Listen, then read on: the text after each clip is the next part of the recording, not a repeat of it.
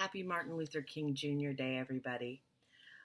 I'm going to share with you today two poems that did not make it into my upcoming book because they just did not fit. They were originally published in iRhyme, which was a journal from the early aughts in Portland, Oregon, and I actually wrote these poems while I was an undergrad at University of Oregon. And they're about my hometown. And this guy, Curtis Johnson is his name in the poems, but he's based on a real person, very tragic figure that I heard a lot of stories about growing up. I grew up in a small town called Corbett in the Columbia River Gorge, and it was a very rural farming community, and it still is for the most part, but it's also changed a lot, and Oregon's changed a lot. But hearing stories from my dad about his childhood is very like eye opening. Of like, this was a different world, back in the '60s and '70s. So the reason they didn't fit in the book was because they are very much about place, and that doesn't really fit into the theme of my book. And for those of you who don't know, I am working on my next book. I'm very excited about it. It's a collection of lyric essays and poems called Sorry I Was Gone, and it's going to be released.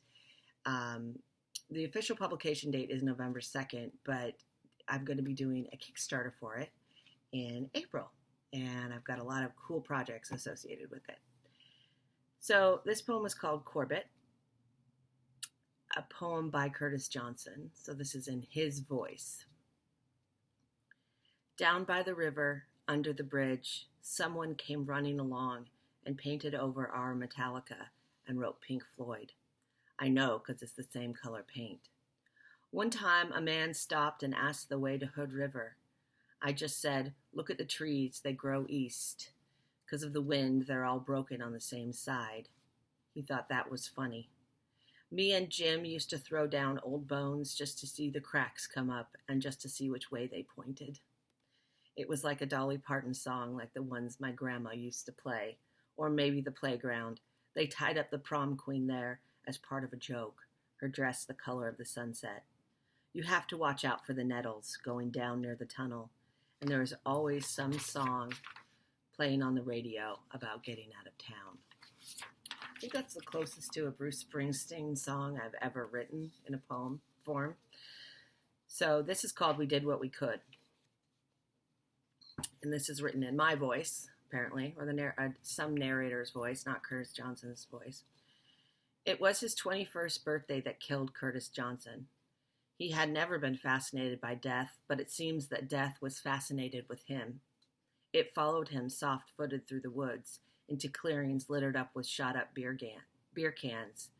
Up Large Mountain on his 13th birthday, it pushed his little brother off the cliff after a plastic parachute man. Now we have a chain-link fence around the edge, though it peels away in places, husky-throated and rattling in a high east wind. Plaques are now screwed into the rock to commemorate the mountains, Mount Hood and Mount St. Helens.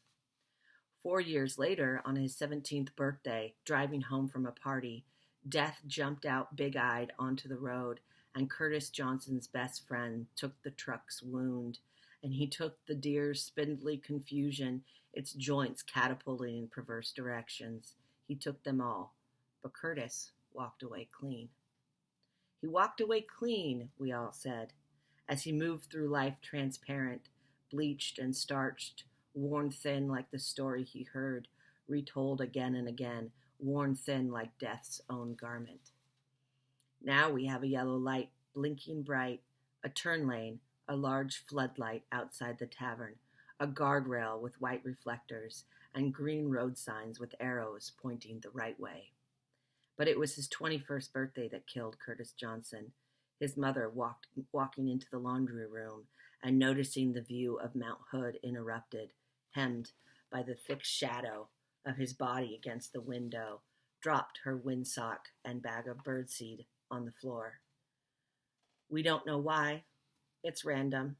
as natural as the landslide that came down into the Nolan's backyard, destroying a perfectly laid rock garden, the way the sandy river floods in the spring, producing warm swim holes and taking away snags and beer cans, the way, after 30 years of absence, a mountain lion can still hold eerie symphonies in the canyon, the way that in the morning, after a heavy wind, we find tarps, garbage cans, magazines, children's toys, photographs, and letters strewn in the wet, neatly trimmed grass of our own backyards.